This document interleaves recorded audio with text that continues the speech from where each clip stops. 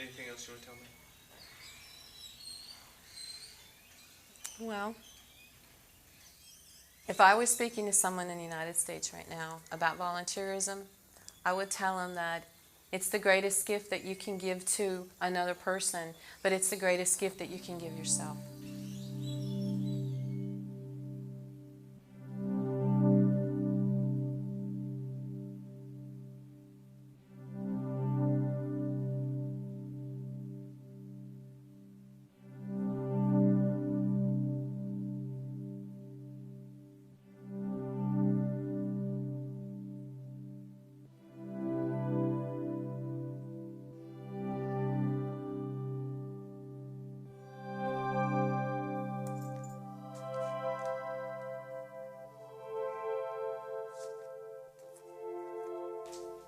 My name is Linda Moore. I live in Greensboro, North Carolina, and I've been a nurse anesthetist for over 25 years.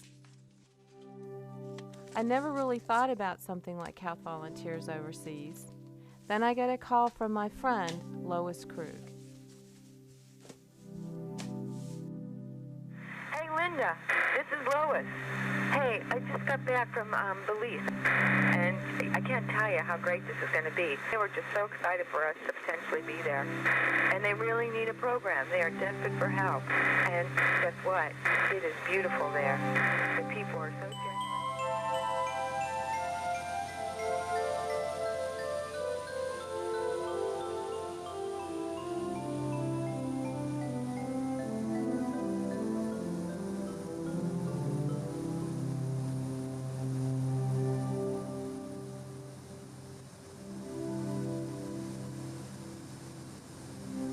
And she asked me if I would be interested in coming to Belize with her to help open the School of Nurse Anesthesia. And I thought, what a great opportunity to bring this to a developing country.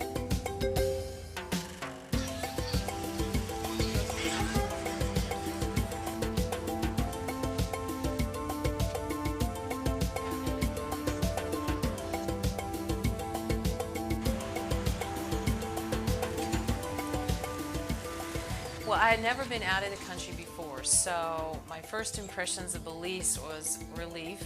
Lois basically told me, expect nothing and everything you get will be a gift.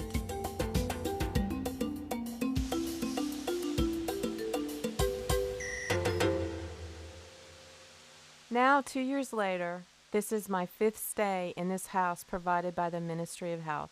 For all the volunteers, it's become a home away from home. The hum of fans, the shelves of donated textbooks, sights and sounds of the surrounding neighborhoods and markets have all become familiar to me.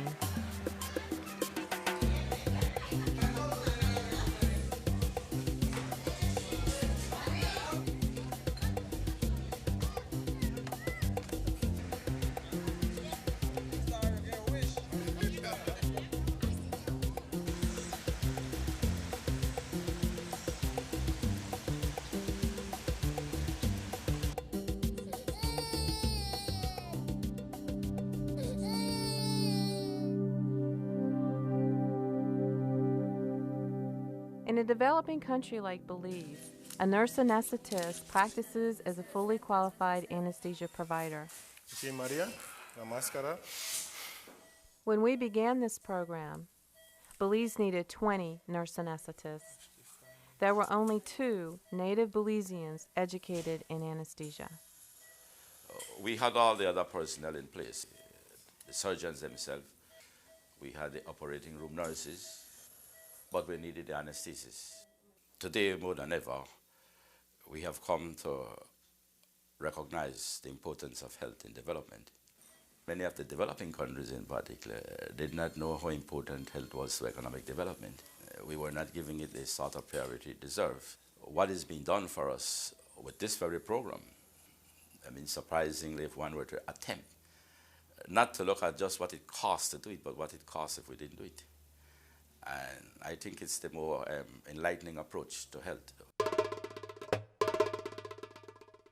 So we're going to talk about the ones that are on the front half of the chemical structure. 13 students have studied for 2 years. In 2 weeks, they'll graduate. In my final 2 weeks here, I'm tasked with reviewing 2 years of study before the students take the certifying exam. And cystocurium is only half-man elimination. Okay, now what is curious about cystocurium is compared to atracurium? They love the challenge of this particular profession, and they want to give something back to their country. All of them, almost to a person, have said that to me at one point in time, is that they want to give this to their country because they want their country to have Belizean nurse anesthetists. What are some of the other stuff that patients don't like about it? I feel so honored to be in this program, especially coming from where I'm from Dangriga. We have never had a blood-borne Belizean that is doing anesthesia in Dangriga. We usually have foreigners. It makes me feel so good. That's why I have to finish this program. I have to go home and take care of my people.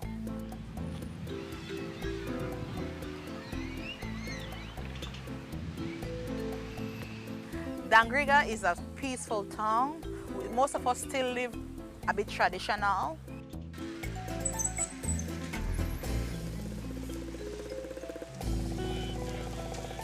It's certainly a big plus to have Belizeans providing services for Belizeans, because before this program, we used to have anesthesiologists from Central America, from Cuba. Many of them don't speak the same language as the patient, and certainly the patient will be more comfortable getting care from a provider they can understand, who understand their culture, and who understand their needs better.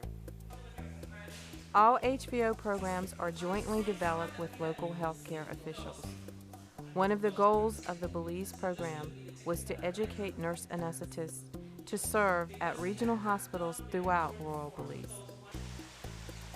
Because the geographic location in Belize is spread out, it's sparsely populated, and people live in all different rural pockets. It's easier to have the service at the regional level because now people can get service closer to where they're living. It's more comfortable for them, it's more cost effective, they don't have to pay transportation and be in an unfamiliar setting.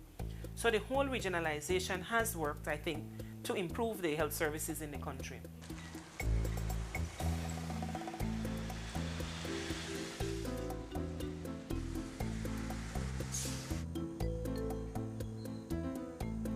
But building a team of well-educated indigenous healthcare providers requires professional dedication and personal sacrifice.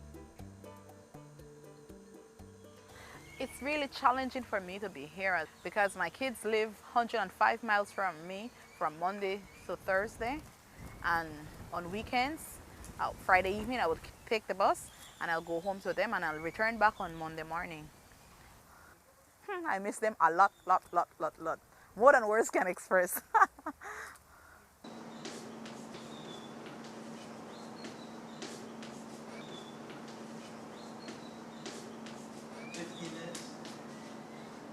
Less? 10? 5? Now, come on. It was very hard at the beginning, 7 months in didactics. These volunteers coming in for 2 weeks, giving us, and every day we have exams. Because you go from one subject to the next every 2 weeks, and it's only 2 weeks. But now it's up to us to just tie them in. Our program, takes a big part of you, and it's like some days like, oh boy, what am I doing? Is it really worth it?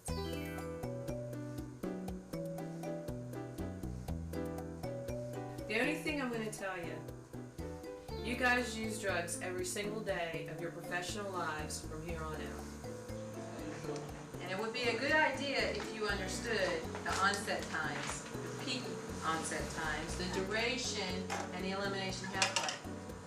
Because you cannot give timeline anesthesia if you don't know them.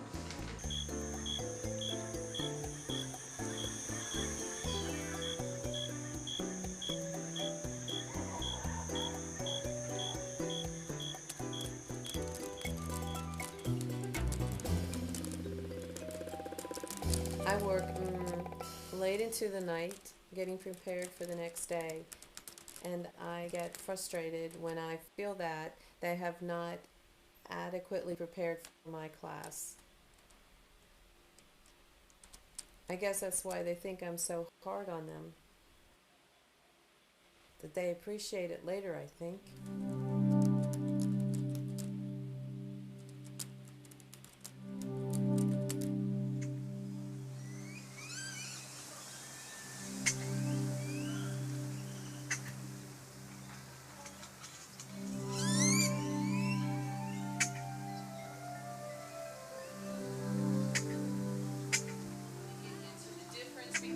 Oxygen saturation and oxygen content.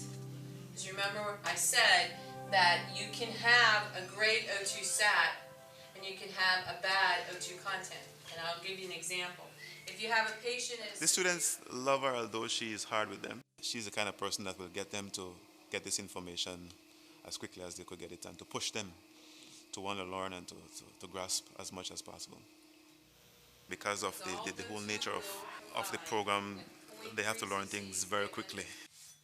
By the time the O2 saturation monitor goes down, you're already down. 40 volunteers over the course of 73 assignments provided 8,000 hours of didactic and clinical education. The students had over 1,500 hours of classroom instruction. Studying advanced anatomy and physiology, biochemistry and physics related to anesthesia, advanced pharmacology, and principles of anesthesia practice.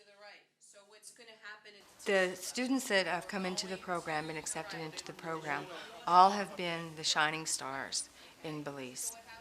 These nurses are well prepared, educated, and have demonstrated an interest in advancing themselves for the good of the patients.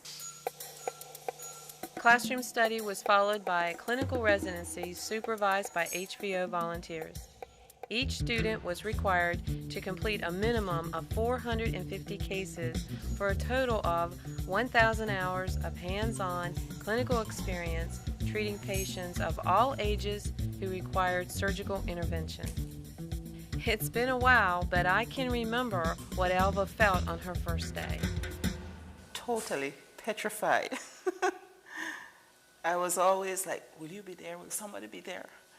No, but it worked out. After a while, you get used to it. I think it's after about 300 cases, then you kind of settle in. No llores, papi. Now, in her second year, she reflects on the HVO experience.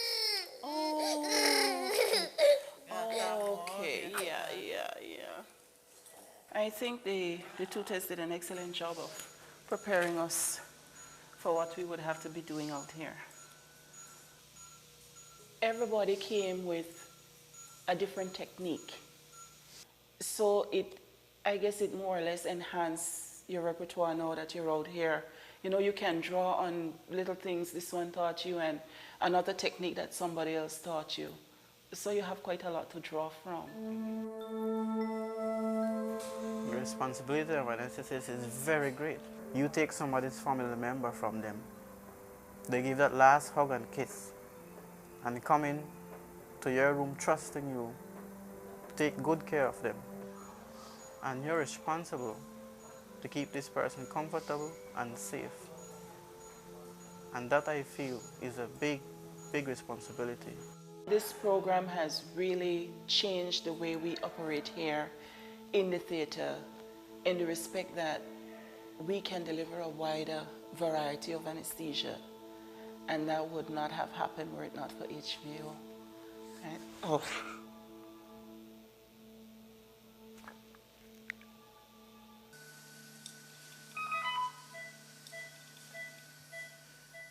We give a lot of emphasis in providing for our customers, the patients, so to speak. But then if we don't care for the care providers, they will not be able to do it for the patients. And I believe now we are broadening the scope for the Nursing Association in terms of the upward mobility. So our care providers can benefit, and consequently our patients will benefit.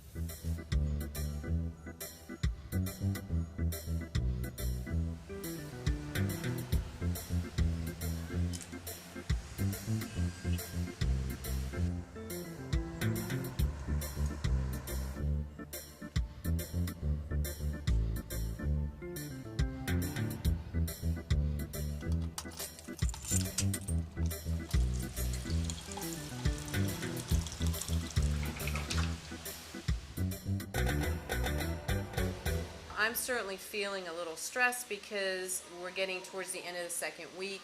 They'll be taking their comprehensives and certifying exam next week. And I feel sometimes I wish I had more time with them, but I think all in all they'll do very well. I hope so anyway.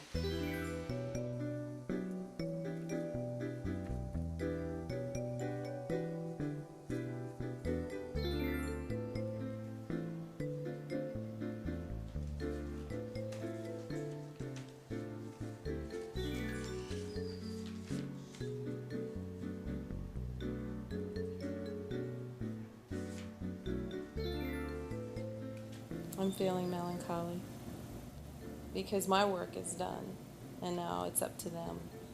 I'm feeling exhausted too because of all the work. A lot of the tutors that we connected with, you know, we're very grateful, and I don't think there is any way we can repay.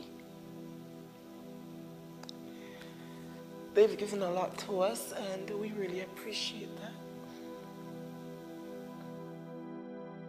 Graduation is going to be a great day. Great day for Belize, great day for the students, great day for the Ministry of Health, and great day for everybody that participated in the program.